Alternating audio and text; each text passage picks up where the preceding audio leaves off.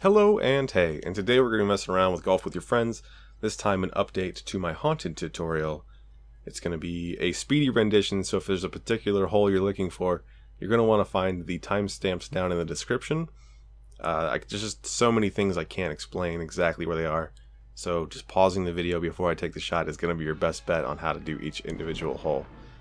So, hole number 1, we start off, we're going to go just over 3 power.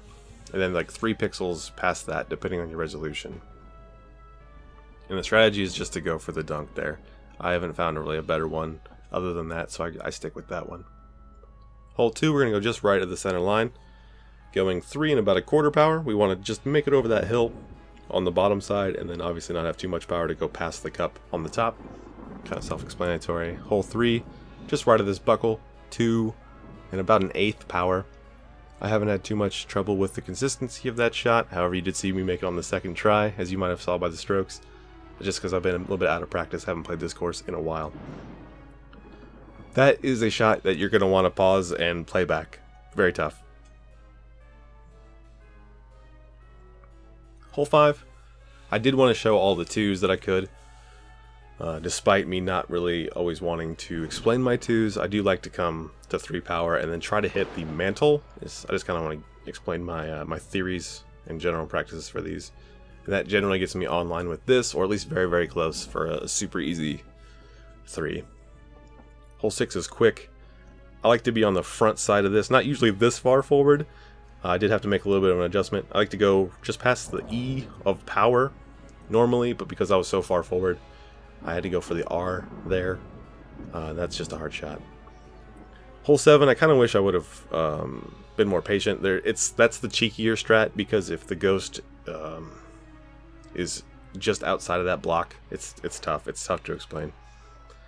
Hole 8, this is the only pixel that I have found to work for this. That's the 3rd time I've ever gotten that hole in one, as you'll see by the 165 shots it took me to get that.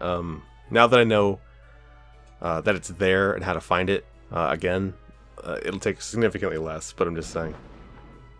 This one, I was unsure on which opening shot I wanted to start with.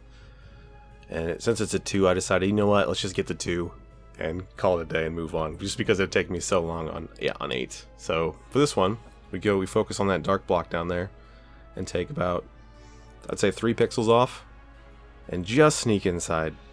I know you can't hear it in the audio, but there was actually the sound of me hitting that buckle, so be careful.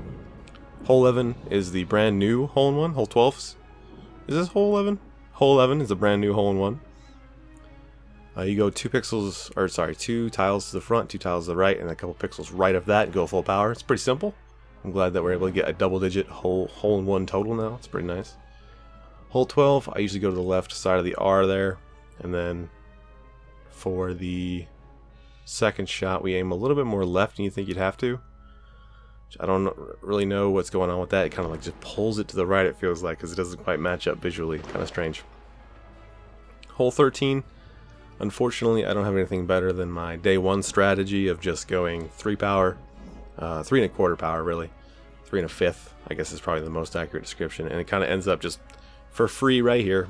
If you shoot anywhere around that power, it'll put you about where I was, and that's just an easy 2. Hole 14 is going to be much simpler now. It's a lot less RNG based. We go about as parallel to the center line as we possibly can. You just want to release any point where there's an air draft. You'll fall down, and it kind of, again, pulls you to the right, so you have to be like as far left as you can in there, which is the parallel shot. It's pretty specific. Hole 15, I aim just for the right side of the green liquid in the bottle. And then for the second shot, I line it up with the baby's head on the couch. Again, just a lovely thing to say. Again, that's a 2 that I'm explaining, but I feel like it's actually very simple because I was so close to my first attempt. I was like, you know what, I should just show this. Hole 16, I go in between the last 2 buckles on the straight wall of the left side and go at 2 1/2 power, as you're seeing here. The old shot was to go at 3 power at the blue book next to the orange book with that little opening on the eyeball level. As you'll see right there, it no longer works. And then the actual shot is still aim right there, but just to go a little bit more power, like about a 1/6. and I have not missed from there, which obviously showing that I just went a little too hard there. You can miss, but with that deep bowl, it's pretty hard to miss that shot. Hole 17, they changed the first hill to be like steeper, so a shot like this, which it now resets. I know that I cut it at the same time it reset, but it resets now. And then just a few strokes later, because I knew this was possible, you can make it down there. I'm not sure if I was just a pixel different there, or if my camera actually influenced this, but I was kind of like so just fed up with like the strange trigger of this hole that I just decided to go for the 3, and I didn't care if I missed the second shot there because I didn't know if I can get down there again as easy. But just to wrap this course up, we're getting through this super quick. The 6th tile ahead of us, the light tile, or the 4th tile will also work. But I do end up with the 6th tile on this particular shot. Go full power, kind of bounce off here. You're looking not to go as far out as I just did there. It's just kind of the way the bounce is. You need to aim, if you end up that far away, super close to that wall, and just go full power again. And then from here, or any spot in this entire alley, you want to aim directly at the pin, no matter where you are, and go the appropriate power. So because I was where I was at, it's 2 3/4. If you're further back, go 3. If you're further forward, go like 2 1/2, a little bit more than that. And it's just a free 3. I don't know if there's a 2 possible for that hole. Maybe if you get hit by one of those axes, it can chunk you super far forward, which would be amazing. But I don't know if I could rely on that. Such a timing-based thing. But I'm sure we're going to fade to black here very shortly. I just want to get a few thoughts out. Like I said, that was the video that I was most disappointed in, and it's oddly the one that's gotten the most attention. It's got the most likes, the most dislikes, and the most views. And I think it's triggered almost the most comments, but people are pretty active on my forest one, telling me that you can hole in one, hole 14 or whatever that hole is. So that's always fun. But yeah, these are always fun to make. Just want to make that correction. I want to show the new hole in one.